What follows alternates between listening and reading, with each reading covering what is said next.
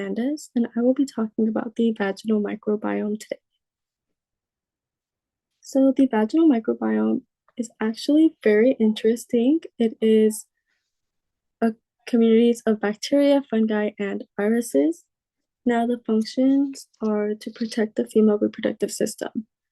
Now, the way that the female reproductive system is protected is by microbes producing lactic acid to keep an acidic environment in the vagina. And fun fact is that women were not in clinical research until 1993. That's when the female biomarker was discovered, and that is the vaginal microbiome. Yeah, coming back to this, it protects the female reproductive system. It's very, very important. And it is basically a local immune system of vagina since it protects many factors of it. And since women's health is fairly new to clinical research, as I mentioned, it was in 1993, technology has made it easier to have a precise understanding of where disruptive microbes are taking place on the vaginal microbiome, and it is even preventative. So, depending on how critical it is, of course, or even if how critical the infectious disease is, then it can be preventable. But for the most part, studies have shown that the technology used to find the bacteria and the pathogens within the vagina is pretty detectable and identifiable. So it is overall really critical for women to understand their vaginal health, and it is highly recommended for women to take a vaginal microbiome test as all of their bodies are different and may not be able to produce enough lactic acid. Now, lactic acid is very important as it keeps the acidic environment, which kills off the pathogens and does not allow them for them to thrive, survive, and replicate or anything like that.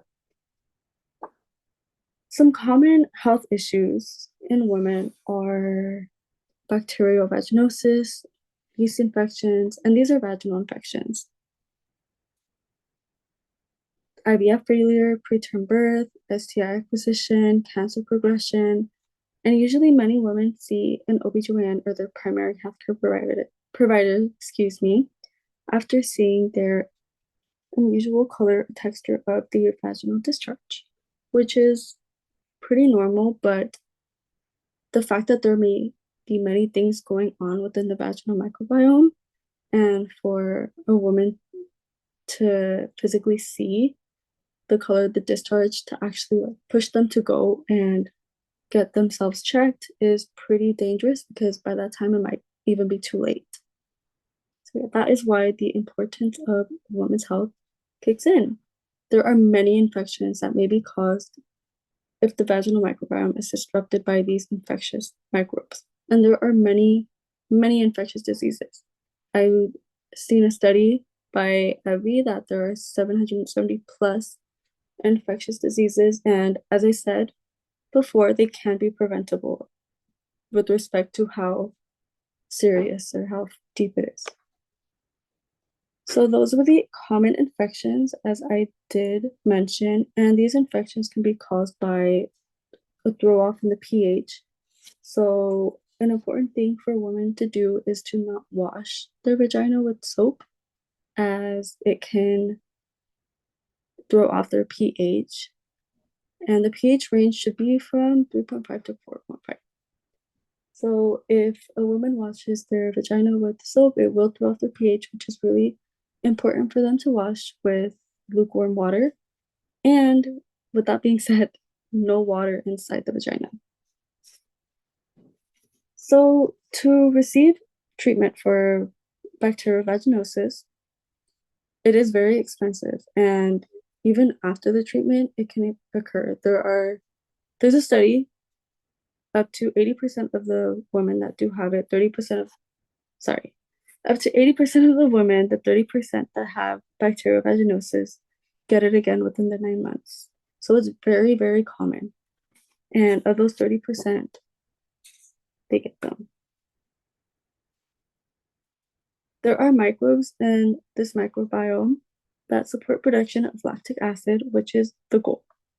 Having an acidic environment prevents disruptive microbes from being able to survive the surface of the vagina. So over here, I want to talk about the vaginal microbiome through lifespan. This is very, very interesting because even from birth, we have a vaginal microbiome and it's pretty active. So I want to start with birth. For birth, there is lactobacillus, which is the one that produces the lactic acid, and the baby has estrogen hormones already. However, this is from the mom. Since they had shared the same blood, the baby still contains that blood and it leaves its system within 3 to 4 weeks. However, in this stage, it's very important because this baby has very matured cells, such as the epithelial cell, and glycogen is on the top layer, as you can see, very bottom in that picture. That is the glycogen right there, and it releases sugars. And for the pre-puberty stage, which is also pretty important, but it's very, very diverse. I would like to say the environment is very diverse on there because there's lots of bacteria anaerobes and there's no lactobacillus, so they're not producing lactic acid at that age yet. However, during puberty, they're finally producing estrogen and the lactobacillus returns. So there's lactic acid in place. And then during the woman's reproductive years, there's pregnancy. So when they're pregnant, they do have lactobacillus. However, it is exclusively abundant. And there's estrogen cycling, but for the rest of the year when they're not pregnant, there's almost always lactobacillus and hyperestrogenic state.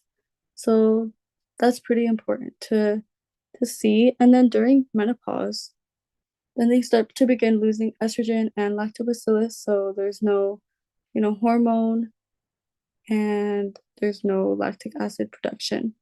And then the vaginal microbiome is less dominated by lactobacillus, and there's more sets of anaerobes. So this is all really important in maintaining a healthy vaginal microbiome by keeping it acidic, keeping it clean, and yeah, like I said, that is the goal, to keep it within 3.5 to 4.5. And yeah, and these are my work cited. I hope you guys really enjoyed this and learned something from it. Thank you all for listening.